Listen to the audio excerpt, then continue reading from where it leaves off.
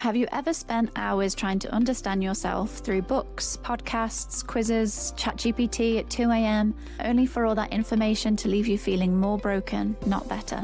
If that's you, you're in the right place. Welcome back to Too Much Apparently, a podcast for deeply feeling, overthinking, emotionally overloaded humans who've been told they're too much, apparently. We're Alice and Carly, two deep feeling therapists trying to figure out how to live in a world that often feels like a lot. This isn't therapy or advice, just honest, messy, human conversations about life, healing, and our own brains. So let's get into it. Oh, well, before we get into this topic, we have some news. Some very exciting news. We've mentioned a few times what it's like to record a podcast, knowing that people are passively listening, but not really being able to engage with people. And of course, we're on Instagram and TikTok, but most people are here listening rather than engaging with us on social media. And we really, really want to actually connect with the people that listen to this podcast. The idea behind this podcast was always for it to be a podcast and a community where people who have felt like they're too much for such a long time can come together. Yeah, I think a lot of the things that we talk about on this podcast, if you're experiencing them on your own, can be such a lonely thing. And I think having community is such an important part of feeling better about yourself, knowing that you're not the only one. Yeah. Well, yeah, definitely.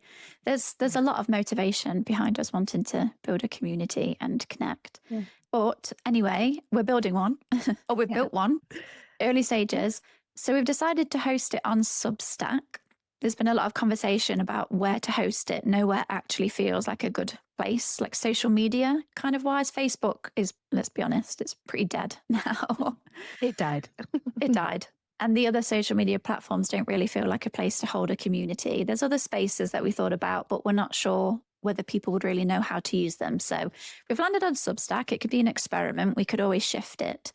But if you wanted to find us on Substack under Too Much Apparently, there is a community chat space where you can chat with and connect to other people. And Alice and I will be dipping in and out of that space as well. We're going to start providing journal prompts for each episode. So you may have noticed that our thing is ending each episode with a question. Because rather than just passively listening, it's great when we can actually engage in what people are talking about, especially if we relate to it. So we're going to start publishing some journal prompts specifically related to each episode for anyone who is really related to what we've spoken about and wants to be able to get into that more. That there will be some questions that you can either just ponder or fully reflect on. There'll be questions specifically related to each episode for you to reflect on. And hopefully we'll build more live events, chances where we can all actually get together. Yeah, I want to take it really far. I mean, I'd love to do in-person meetups and everything. So, but it's just the start. So you'll have to bear with us. It will probably be quiet to begin with. But it's also where you can find out about new episodes when we do new events, when we are putting together a meeting. I'd love to do like a Friday night meeting or a Sunday morning breakfast meeting. I don't know. Brimming with ideas, but to start with, we have to create it and people have to come. So please come join us over on Substack. Again, just search for Too Much Apparently.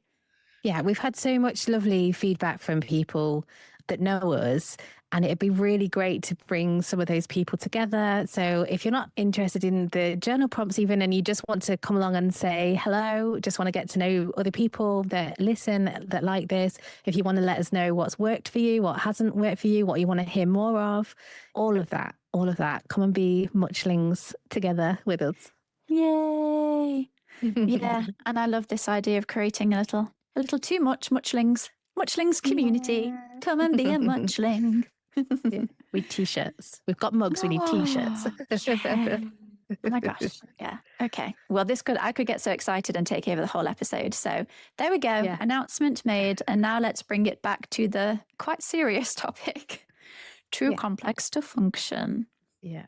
So this is a big episode. It feels like a big episode. When I told you what I was thinking of doing for this episode, you were like, is this going to fit?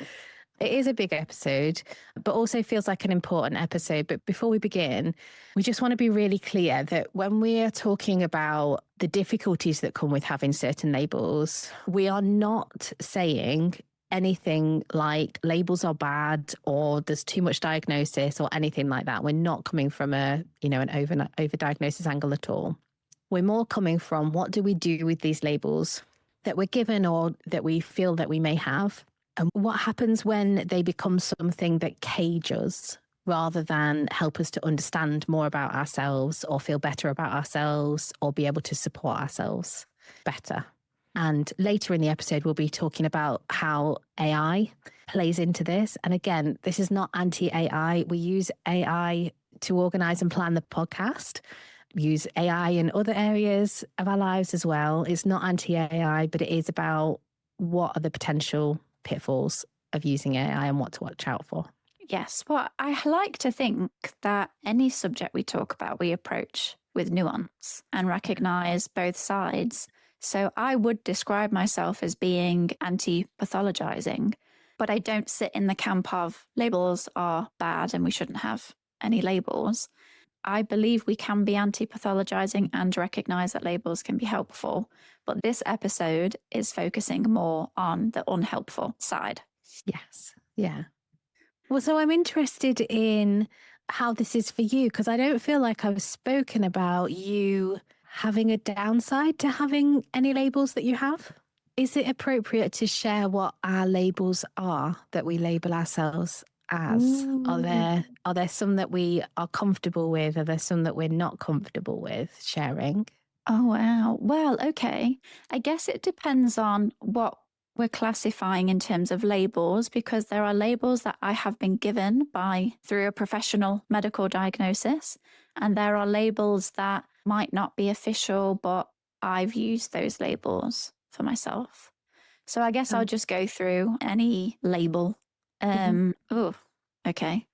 This is going to bring up some feelings, I think. So depression, anxiety, PTSD, possibly CPTSD, ADHD, autism. I've used HSP in the past, kind of still do. That's a whole different debate. Oh, agoraphobia. Oh, they're the labels related to, I guess, like mental health and a neurotype.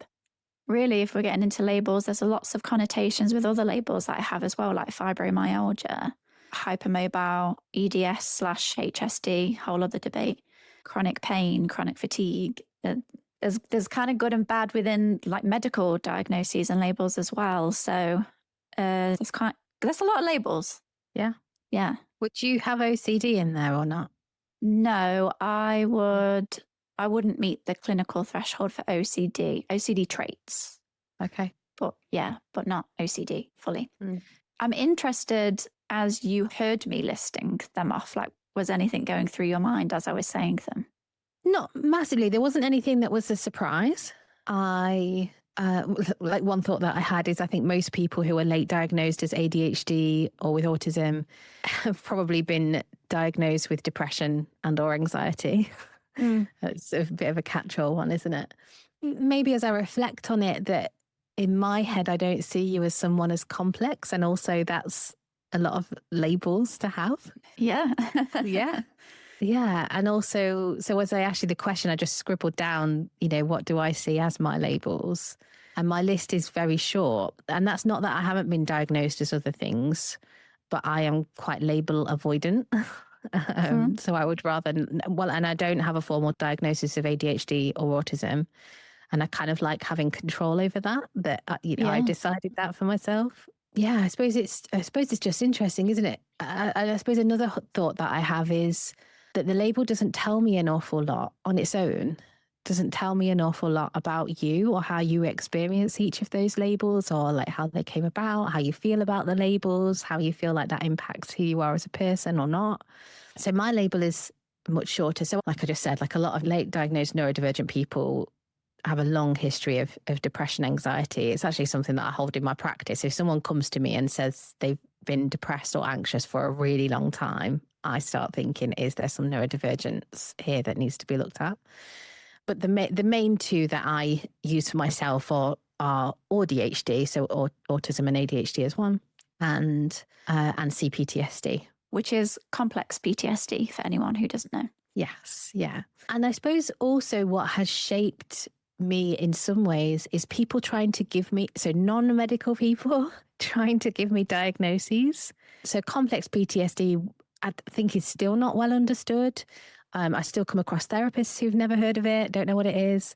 But certainly through my teenage years and early adulthood years, I'd have people that would try and tell me that I had borderline personality disorder or histrionic personality disorder. Mainly, I think of that now as I'm an external emotional processor. Like if something's going on with me, and I know you quite well, you probably know about it. Yeah. And just as we're recording this episode, so I also have a diagnosis of PCOS. And the name for that has just changed to PMOS, I think.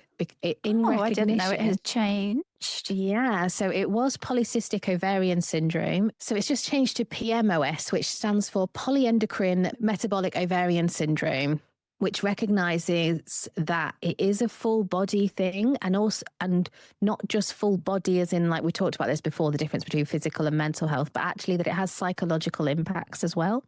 So that's good news. Not everyone in the community is happy about it, but from what I've seen so far, it feels like good news for me.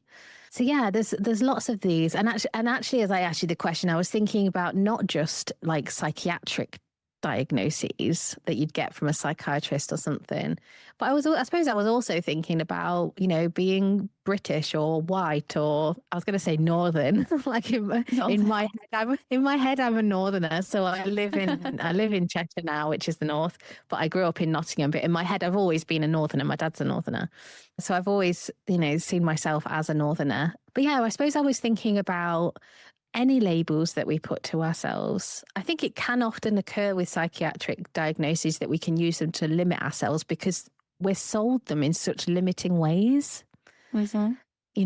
Particularly personality disorders. When people talk about personality disorders, you're basically being told you're broken as a person, like you're wrong, or like with like narcissistic personality disorder, like, you're the lowest of the low. And yeah, there's a lot of negativity. And I think that can, when I used to think of myself as somebody who had borderline personality disorder, it felt a bit like a death sentence. It felt a bit like I'm never going to have positive relationships. I'm fundamentally broken as a person.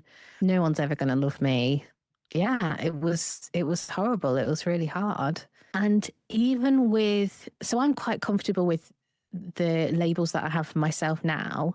And I still have to be mindful that I think I'm just going to say I feel uncomfortable with some of the language that I use around this, because I think it's such a narrow line between taking responsibility for an unhelpful process that's going on or blaming yourself for being a victim. So what I was going to say is, am I using it in a way that isn't helpful for me? Yeah, or as you said earlier, where it can box you in to something or box you into a kind of cage that then you can't get out of. Yeah.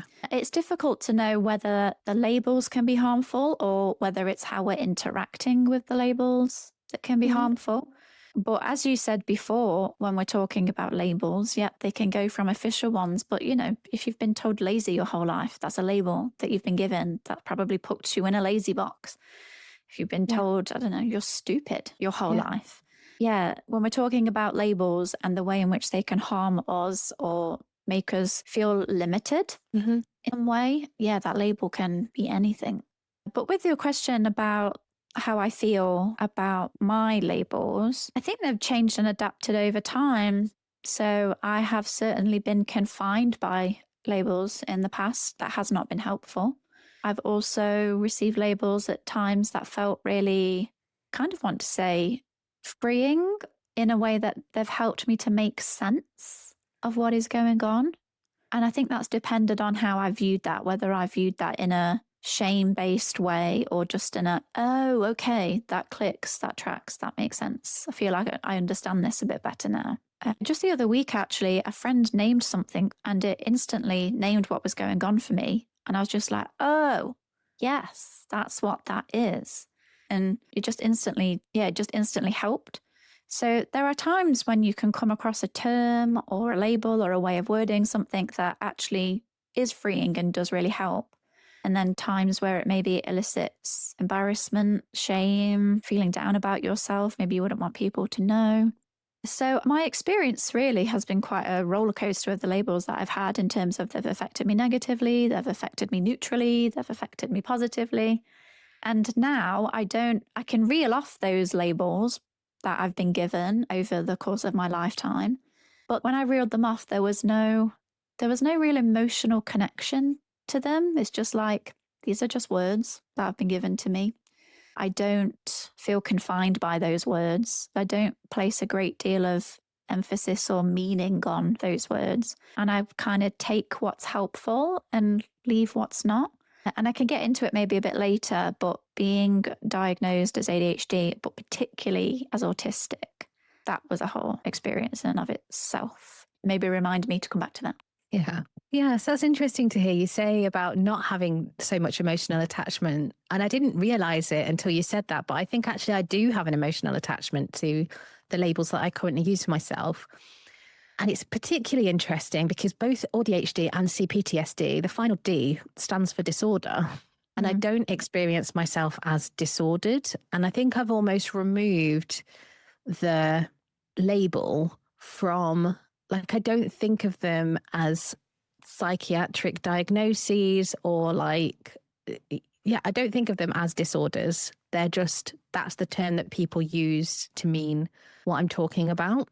So when I talk about having CPTSD, what I'm saying is I have experienced repeated developmental trauma at a young age that has impacted my development.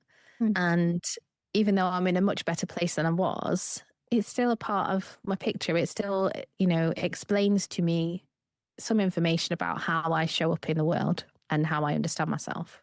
So I feel like there is an emotional attachment to it in that, yeah, it feels kind of odd to say, but it almost feels like a nurturing thing to have these labels. It feels like they're held in part of me that says, this is what happened to me. And the way that I've responded because of those things is normal and expected. Yes. Yeah, I think when I said I don't have an emotional connection, I think maybe what I meant by that was I don't have any big negative emotional feelings about it. And I don't really have any big positive, yay, I've got this label feelings about it. It's just, this is a word that describes my experience and I am okay with that. And I don't view it as disordered. I don't pathologize. I guess what I'm trying to say is those words have come from a place where they've been pathologized, but I don't pathologize them. In essence, take the word, but depathologize it it's just a descriptor. It's just a way to describe the way I live in the world rather than, oh, there's something fundamentally wrong with me. Yeah. Although I do, like, if somebody tried to label me as borderline, whether that is borderline personality disorder or having borderline processes, I'm like, no, like, absolutely not. I won't accept it, even though, it is a shorthand label that describes some of the things that I do or am. I don't want to be anywhere near that label because of the stigma of that label. And I just don't feel like I'm in a place where I can reclaim it. It feels like such an oppressive label. I know not everybody experiences in that way. Some people are glad to have that label, but I experience it in such an oppressive way and I see how much damage is done with that particular label that I wouldn't want to be anywhere near it. Yeah. Well, as you said, some labels are particularly more stigmatized than others. And that is something that you can't avoid, that some labels are more preferable, I guess, to have than other labels. So I cannot say that I would feel the same way about all labels. To put it bluntly, there are some labels that I would not want to have. Yeah. But it's because of that stigma. And it's also sometimes because of the history of that label, borderline personality disorder or emotionally unstable personality disorder, EUPD.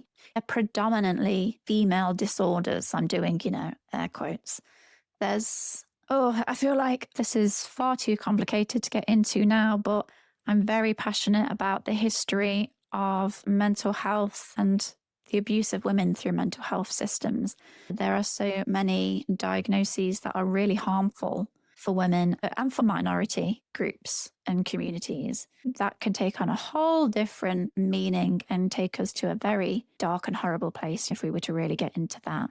So it's important to recognize that these things don't affect people proportionately, and there are other groups that will be even more affected or even more stigmatized or harmed by certain labels. Yeah, just felt important just to acknowledge that. Yeah. So the reason that I wanted to do this episode came because I was coming out of a really challenging few months where I had been using AI to support me between therapy sessions. And then some political stuff happened, and people were being encouraged to switch from ChatGPT to Claude, which is a different AI. And I like the way you said that. Sorry. Well, I like the way you said that. Some political stuff happens. Like, oh yes, just that political stuff. What should I say? Did I sound like I was minimizing it? Because I don't want to minimize it. No, it just like made me chuckle. I just like some political stuff happened. I liked it. So as part of the transition, so if you don't know much about using AI or you don't use it very much, what ChatGPT and now Claude does is it creates a memory. So it creates like a brain. So when you tell it things, it will remember things about you. So if you tell it, so for example, I'll tell it that I'm a 40-year-old therapist and I work in private practice. So when I do a new chat with it, it knows bits about me. So as part of moving from ChatGPT over to Claude, I got it to compile a document that I could feed to Claude that had all of the memory in it, that told it all about me. And I fed it to Claude. I mean, it was pretty intense, the feedback that Claude gave me. And it gave me a bit of a shock. And partly I feel a bit vulnerable sharing it because it's quite fresh. And it reveals an aspect of me. I was kind of through these months, I would describe myself as a pretty heavy AI user, really trying to understand what was going on with me, why I was so stuck, how I could get myself out from being stuck. Like all of the things that I'd learned in the past didn't seem to be working. I couldn't understand what was wrong. So I was really trying to understand myself. Anyway, I fed this document into Claude and it said, it's a very impressive document about a very impressive person. It's also 65 points long and reads like a clinical case study of someone who needs constant specialist handling just to function, which was a bit of a jolt. Mm-hmm. And then so there's a bit more conversation. And then I said to it, what would be helpful? And it said to me, forget the document exists. Don't feed it to me or any other AI. It's turned you into a subject to be managed rather than a person to talk to. So throughout all of these conversations that I'd had with ChatGPT, it didn't raise any concerns to me at all. Now, I would describe myself as spiraling at points. And yeah, so feeding this document into Claude, and for Claude to refuse to engage with what I was trying to do, like Claude would say things to me like, go to bed. You've thought about this too much, go to bed. Mm. It wouldn't engage in. So as one example, as the early switch over to Claude was, I had an email from someone and I thought they were being passive aggressive. And I put it into Claude and Claude was like, you sent a professional email, you've had a professional response. That's it. And I almost want to put it into ChatGPT to show what ChatGPT does with it that isn't helpful. But I also don't want to do that because it really wasn't helpful. But I guess this whole thing really made me realize, and having Claude now really not engage with what I guess I was trying to do by using ChatGPT, really made me realize how unhelpful AI had been for me. And felt kind of weird about that because one, as a therapist, where people are saying like, oh, AI is going to take over therapy and replace you. And then I am there in the background between therapy sessions, like, going down all these different rabbit holes of like, come on, I'm going to figure myself out. I'm going to finally figure out the thing that's going to fix me. To realize that I had fallen into that and hadn't even realized it. There is a bit of like, oh, that's not comfortable. And and it does feel uncomfortable to share it. But also I feel like it's important for someone to say it. And I think it's important for me as a therapist to say it because it's so easy to just be like, oh, I'll just ask ChatGPT. I'll just ask ChatGPT. I'll just check. I'll just see. What does it think? Yeah. Even if we were to roll this back, how many people have done pre-AI, the 2 a.m. Google search trying to figure out what's wrong with them? why am I like this? Why can't I be more like this? I think a lot of people will relate to trying to find information to help them understand themselves. Yeah. I guess with Google, yes, you can keep researching, but it's quite a lot of effort going into certain links, doesn't give you the right information. You might check another one, you might dip in and out of a few, but eventually you kind of tire of the process. But with AI, putting the question now into AI, you cannot stop. You could have a back and forth conversation for days, really. And specifically ChatGPT, especially recently, kind of encourages the conversation to keep going, asks you more questions at the end, gives you something else to think about that you think about. So the conversation goes on. And before you know it, some people might find themselves hours into a conversation. But whether it's late night Googling or talking to AI, it all comes back to this desire to understand ourselves. And I'm going to say intolerance of certainty in terms of needing to know. I need to know this. And I think it's quite seductive to believe that if I just search some more and I can understand this, then I'll be able to fix it and I'll be able to do something about it. But it just keeps on moving. You never actually find it. So you can just keep going and you just keep searching. And that's where I think there's a line between there is nothing wrong with trying to understand yourself more, reading about certain things, reading a self-help book, searching for something on the internet, even asking AI something. But there is a line where you start to tip over into something that's more ruminative, obsessive, continuously digging for the answer, not stopping trying to find it. So I don't think the answer is don't search for it or research things, but it's how much are you doing that? How much of your time are you spending just desperately trying to understand and search for answers? That as much as we don't like, and I don't even like to say this, is not always knowable. Yeah. Yeah. It's tricky, isn't it? So one thing that has been there throughout I feel like I need a word that's not totally cliche, like my recovery journey, or You can say that. throughout. It just sounds cringe. It's not how I think about it. My healing, I suppose, is there have been parts of me that don't want to get better.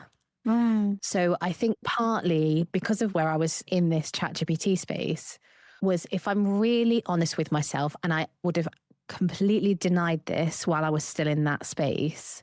But if I'm really honest with myself, I was looking for proof that I was broken. I was looking for proof that there was something fundamentally wrong with me and that everybody else was right and that I was the problem. And it ties into what you're saying about certainty, because it is like, if I am the problem, then I'm in control of me and I can change me and I can make this better, which is such a feature of developmental trauma, that if people's parents are not okay, it's too scary for the child as a child to believe that their parents are not okay because they're relying on them for survival. That's a terrifying prospect. So it gets turned inwards and we start to believe that we are the problem. And that then can be reinforced sometimes with particular types of parents, other family members, friends, society, whatever. And I think that's something that's not really spoken about a lot, actually. It's something that I often try and speak to clients about if I feel like they're particularly stuck, is the possibility that they have a part in them that doesn't want to get better. Because that means facing up to some really uncomfortable truths, that some parts of our parents were not okay. Some behaviors were not okay. That can be really scary and challenging to face into. And my experience is that there's layers of that we can, look at that and be like, well, that wasn't okay. And I know that wasn't okay. But that younger parts of us that are more body-based rather than thinking parts of us can still hold on to these things and continue with this chasing of, I must be the problem. Yeah, I think that the parenting angle, the growing up, the developmental angle, I'm glad you raised that because that's really important. The other angle that I want to bring in is society. It is significantly more beneficial to society and to capitalism to label as individuals as the problem. You've got depression, you now need to sort that out because the problem is within you. Rather than the way society is functioning is creating depression, and society needs to do something and society needs to change. That is the maddening response that has actually been happening within this very government today, talking about so-called overdiagnosis. That Yeah. the problem isn't that everybody's struggling and lots of people are off work because, oh, we're diagnosing people too much. It's much Yeah. easier to, again, blame that as the problem Mm. than actually maybe you need to look a little wider. That perhaps it's not overdiagnosis, it's that society is making us sick. Yeah. But there's something about handing labels to people that positions the problem within them, and therefore that's your problem to go and sort out, and it's not due to any other wider social factors. So whether it's parents, whether it's society, whether it's other angles that we've not mentioned, Mm. this is where harm can come from labels when it's just positioning the problem as being within the person. Yeah. Yeah. And I think sometimes we can recognize that and fight back against that. And sometimes we don't. Sometimes we can believe it and it can feel absolute. And it feels like a delicate line. So with neurodivergence, particularly, it feels like a kind of narrow line between where am I challenging myself to grow appropriately and where am I engaging in internalized ableism. And I'm telling myself that I should be able to do the things that somebody who is not neurodivergent should be able to do. And I don't think there are any clear-cut answers to that. And I think it's different for every person. But I think about small talk, we've done a couple of episodes on small talk. We've both talked about how we don't like it. But then I had a guest come and stay from Finland where they don't do small talk. And he really didn't do small talk. And I was like, whoa, I need small talk. Give it me back. It was really strange. But yeah, just as one kind of fairly tame example, I could use my autism label to tell myself that I can't do small talk and do nothing about it and constantly stay stuck in conversations where I can't do small talk. Now, don't get me wrong. I'm not great at small talk. I don't particularly enjoy it, but it is something that I have worked on and can work on and will continue to work on because I see it as a skill that I can get a bit better in. I'm never going to be an extrovert. I'm never going to be, well, maybe even that's a limiting thing. I don't think I will be. But yeah, there's just I'm just using that as a less controversial example, hopefully. Yeah. Of the ways that we can take our labels and assume that we can't do things. Yeah. And with that specific example, I think that's quite a good example because it's not that we have to get good at small talk. Like it's fine to not enjoy it. It's fine to not be good at it. And there are many scenarios where we might not want to force ourselves to mask and to do the small talk. But you also cannot deny that in certain situations, it is beneficial to be able to do some level of small talk. And so even if that's just having a few scripts in your head of things you can say and ask people, you don't have to perfectly perform small talk or like really study it, believing that you need to be good at this. But there are scenarios where it might benefit you to be able to engage a little bit more. And that's going to be different for everyone. But I think the most important thing is recognizing that your labels don't suddenly mean you can't do that. And at the same time, just bringing in, as you said, the internalized ableism, there will be some things that it means we can't do. But it's just if that's our assumption now. It's just reminding me, and I said I'd come back to it, of when I was diagnosed. I'll talk specifically about being autistic because I did a lot of deep diving into research before thinking that I might be autistic, before eventually going for assessment and diagnosis.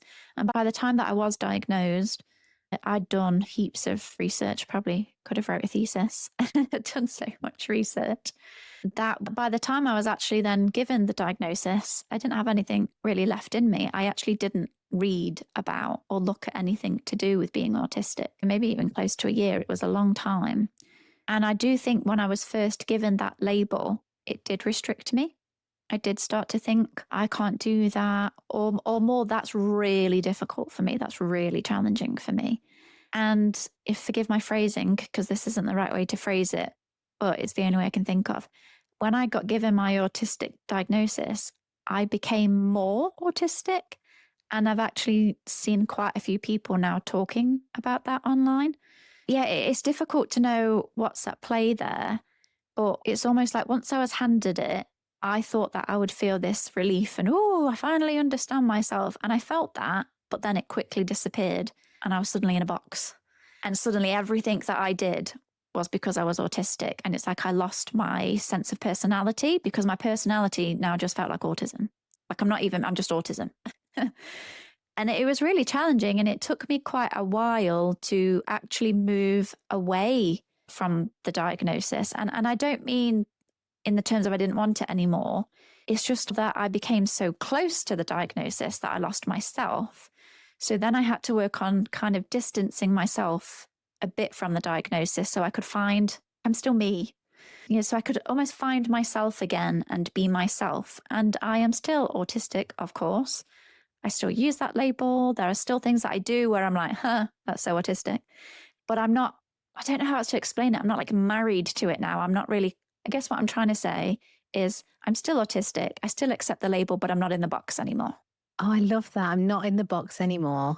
And yeah, I was like, as you were talking, I was just thinking about like, what is it? Because it's not like I wouldn't say that process is wrong or that you were over invested in it or like anything like that. And I'm like, in bringing this episode, I'm not saying that about anybody at all. Even my past self, I don't think I was wrong to do what I was doing. It's the angle that I want to come from is about curiosity, is about what are we doing and what impact is it having? And I think what you just described there about that post-diagnosis intensity or even, pre-diagnosis where you're, kind of researching everything about it. I kind of see that as part of the process. I talk about it with people pleasing, that sometimes when people get into people pleasing, they can go way the other way for a little bit before they then swing back and find a kind of a middle ground that works better for them and the people around them. Yeah, That that's doesn't so mean that true. Because with boundaries, where we suddenly start setting so many boundaries that we're like, oh, why am I starting to feel a bit isolated and cut off? And it's like, I went too far. Yeah, and I just think that it's part of the process that you almost need to like explore it to get a good sense of what it is. I think some people could use it, and again, I can always, that Daily Mail man I have sat in my head. I'm like, he's there and he's wagging his finger like, see, I know you're putting it on if you can like put yourself in the box and out of the box. It's not real, is it? But I don't think that is how it is. I think it's part of the process. It's part of understanding it, allowing yourself to really be in it, testing things out. I think, certainly with autism and ADHD, there absolutely can be a layer of allowing things to be in our conscious mind that we've suppressed so much, that we've masked so hard, we've masked it even to ourselves. Mm-hmm. That can start to come up. Like I would never think of myself as someone who is selectively mute, and that feels like a strong label. Maybe it's not quite the right label, but there are periods where I can't speak, like micro periods, not huge periods. But so like when we're recording this podcast, sometimes I get stuck and I can't speak. And that was never in my head until I started exploring this. That doesn't mean that I've put it on or that it's a choice. It's that I wasn't consciously aware of it. So yeah, I think there is something about that. And I think there is with so many diagnoses, whether it's mental, like whether it's, psychological, about our neurotype, whether it even physical. I think even there we can become limited by things because of quite often the social story about that label rather than our reality about it. And I think there's something really important about, because what I also don't want is, and I'm sure nobody that listens to our podcast would do this, but I wouldn't want anyone to go away from this podcast and be like, so people can do it if they work really hard at it. Like, no, that is not helpful. Like the decision of whether you can do something or can change something is in you. You're the one that gets to decide. That feels really important, that it should be your choice and you're the one that gets to decide whether it's comfortable or manageable or not, or doable. And also alongside that, it might be that you're in a place where you're really like, no, I absolutely cannot. I absolutely cannot. And it might be helpful for you to be curious about the possibility that things can be different. And part of me, as I was saying this, I'm like, yeah, Alice, it's fine for you to say that now. But when you've really been in those kind of locked in periods of like, no, this is how it is, you'd be like, curiosity, whatever, you don't understand me, go away. But now I'm in a place where I am feeling, it's really nice at the moment. I'm just feeling really good in myself and really good about my life. It just feels great. Yeah, now I am in this more difficult space. It's obviously easier for me to look back and be like, see, I am capable of making friends. I am capable of maintaining friendships. Yeah, I'm capable of having difficult conversations. I'm capable of having a relationship was a massive one. Like I had a string of partners who repeatedly told me I was asking for too much. I was too emotional. Nobody was ever going to tolerate me. I have been married for 12 years next week. So they were wrong. So screw you. Yeah, because I wasn't the problem. I was responding to things that had happened to me or that hadn't happened to me that should have happened. I think that the specific thing where AI is making this a bigger problem or harder to get out of these spirals is it amplifies the unhelpful processes that we might engage in. So, for example, if you overanalyze yourself, if that is part of your process, AI is infinite analysis. It does not end. And so where Claude, to be fair to Claude, will tell me to go to bed, will tell me to stop, will say, like, you've gone over this enough, like there's no more.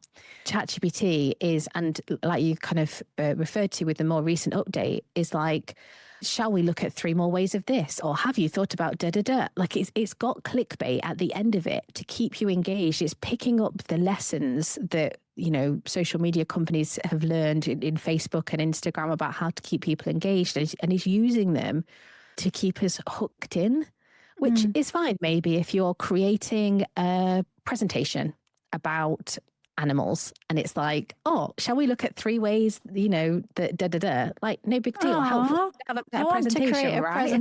I want to create a presentation about animals now. That sounds nice. What job can I do where I get to create presentations about animals? I mean, that's great. But when it clashes with particularly complex trauma, which I think like late diagnosed neurodivergent people, there is often a picture of complex trauma because they've been misunderstood for so long. Yeah, it's endless. That's why I think this topic relates so much to our listeners and why it's important to talk about, because if you recognize yourselves, in me and Alice and the topics that we talk about here, I imagine people will recognize parts of themselves that maybe do this or engage in this, and maybe in different ways. Maybe it's AI. Maybe you have 20 self-help books. Maybe constantly asking for reassurance from friends or partners or... Yeah, that you may well find yourself in different ways engaging with this. There was something I was holding in mind when you were talking before. It's kind of looping back a little bit, but it feels relevant. So after I was diagnosed as autistic, I experienced then a lot of imposter syndrome, and I was worrying a lot about confirmation bias that, well, I'd researched it so much that I unconsciously started to find those things in myself and maybe they're not actually there. And now when I've gone for my assessment, I've just regurgitated all the information that I've learned over the past years. And then I've got an autism diagnosis because, of course, I deeply think about everything. And then obviously I felt more autistic. So it was like, oh, okay, I've really just psychologically adapted all of this stuff. But one thing that was helpful and that I just wanted to share is when I did come away from it and when I stepped outside of the box, I actually had another opportunity for an assessment. And I went for another assessment when I was not deep dive research mode, when I'd moved away, when I was outside of the box, when I'd felt more connected to my personality as Carly rather than just autism. And actually, I was diagnosed a second time. So I just kind of wanted to name that in case anybody is thinking, oh, well, if you're reading all about it, then maybe you just start to unconsciously imitate or behave in certain ways. That even actually when I had moved away from it, I still got the diagnosis, because underneath all of that, the reason that I was researching it in the first place is because I related, because I was autistic.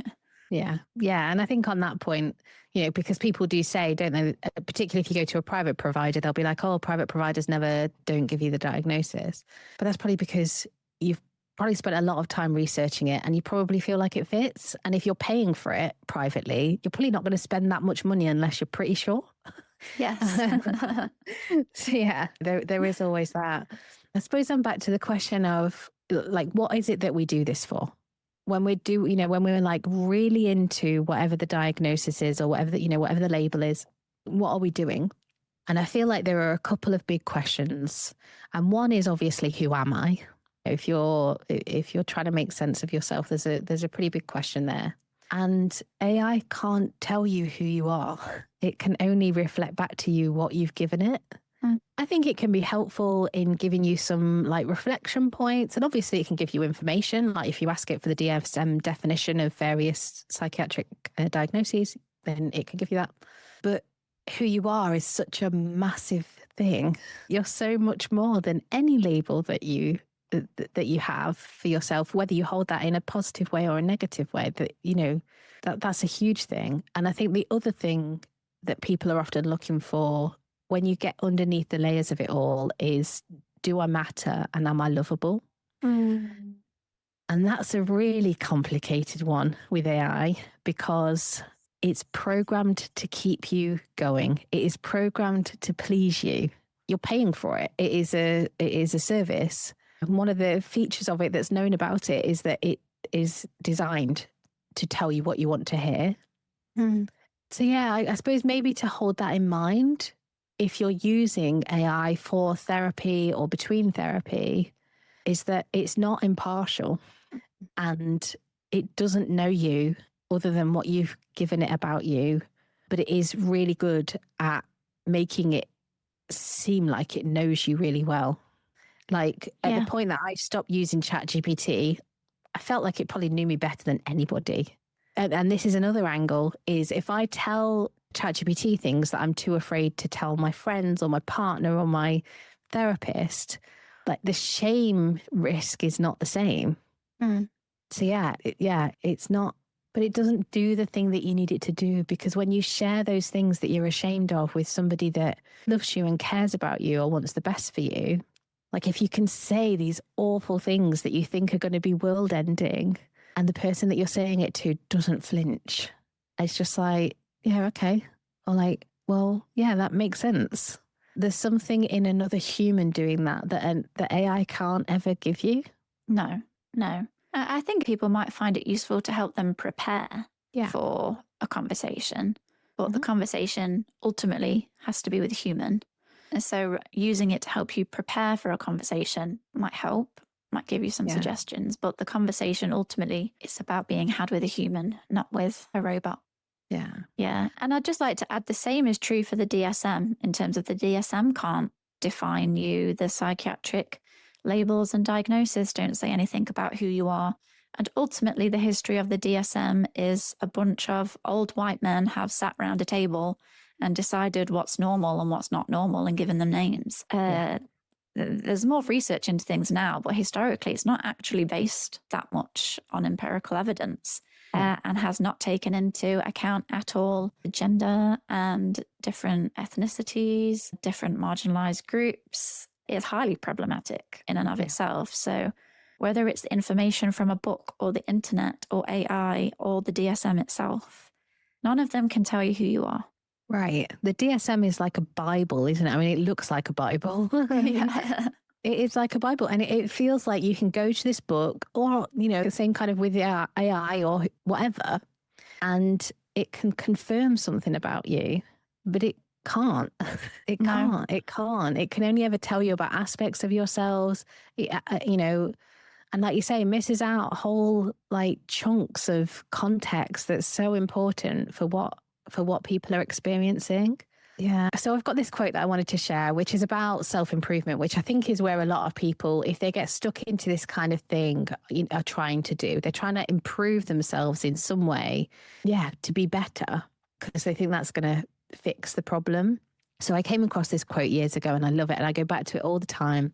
It's by Pema Chodron, who is I think is an American woman who has become a Buddhist nun. But yeah, she said, when people start to meditate or to work with any kind of spiritual discipline, which I think of as also any kind of self-improvement, they often think somehow they're going to improve, which is a sort of subtle aggression against who they really are. It's a bit like saying, if I jog, I'll be a much better person. If I could only get a nicer house, I'd be a better person. If I could meditate and calm down, I'd be a better person. But loving kindness, I would frame as self-compassion, towards ourselves doesn't mean getting rid of anything. It means we can still be crazy after all these years. We can still be angry after all these years. We can still be timid or jealous or full of feelings of unworthiness. The point is not to try to throw ourselves away and become something better. It's about befriending who we are already. I just get chills just reading it and reconnecting with it again. And yeah, it summarizes the whole episode really nicely, actually. Yeah. And it's so hard, like I said before, it's so easy for me to sit here now that I'm out of that spiral that I was in and be like, oh yeah, you just gotta like yourself. You just gotta, the reality is, if you have experienced any kind of complex trauma, which, like I said, if you're neurodivergent, probably part of the picture, there is no one fix out there. There is no one thing out there. The reality is it's probably going to be made up of lots of little things. When you feel that desperate, it makes so much sense that you would want to go to a book or the internet or a person or whoever and be like, tell me what is wrong with me and tell me what to do with myself to feel better. Of course you do. And like I said at the beginning, this isn't about don't label yourself. It isn't about don't use AI, not even for, therapy kind of adjacent work, but it is about just being mindful about the impact that it's having. When you engage with it, are you feeling more hopeful about your future? Are you feeling like there are more possibilities? Or are you noticing that you're feeling more stuck and more broken and more sad and more lonely? And if you are, that might be a sign that it's not so helpful and it might be worth trying something different. And when I say something different, I'm really thinking about, can you find somebody to connect with? Obviously, as a therapist, I'm going to say go to therapy if you can, but can you find somebody to connect with that might be able to hear a little bit of what is going on for you? Yeah. No, I don't really feel like I have much more to add to that. I think that you put that really well. I guess one thing that pops up is there is nothing wrong with self-exploration and trying to understand yourself more. But if it's coming from I'm broken, how do I fix myself place, rather than I'm just curious to understand a bit more about myself. And I'm coming at it from a compassionate perspective that there's nothing wrong with me. I just want to understand myself more and understand my patterns. It's not engage with it or don't engage with it. As you said, it's more how are we engaging with it and how is that or is that not helping or supporting us? Yeah. So if you've ever felt like you're too complex to function, like you've collected enough labels and ChatGPT transcripts to fill a small library and still feel like a stranger to yourself, maybe that's not a sign you need to understand yourself more, and maybe it's a sign you've been trying to think your way to a place that can only be felt. Next time, we're diving into Too Loud to Be Liked for people with big opinions and even bigger fear of being rejected for them. Before we go, a quick reminder that we've just opened up our new Substack community, Too Much Apparently. It's where we're sharing journal prompts for every episode, hosting a community chat so you can actually talk to us and other muchlings, dropping early updates on new episodes and planning live events. If you want to stay connected between episodes, come and find us. The link is in the show notes. And if this episode made you feel a bit less alone, subscribe, rate the podcast and follow @TooMuchApparently on Instagram and TikTok. Those small clicks help other sensitive humans find us. But for now, we'll leave you with this. When was the last time you let yourself just be with a feeling without needing to name it, analyze it, diagnose it, or ask anyone or anything to explain it back to you?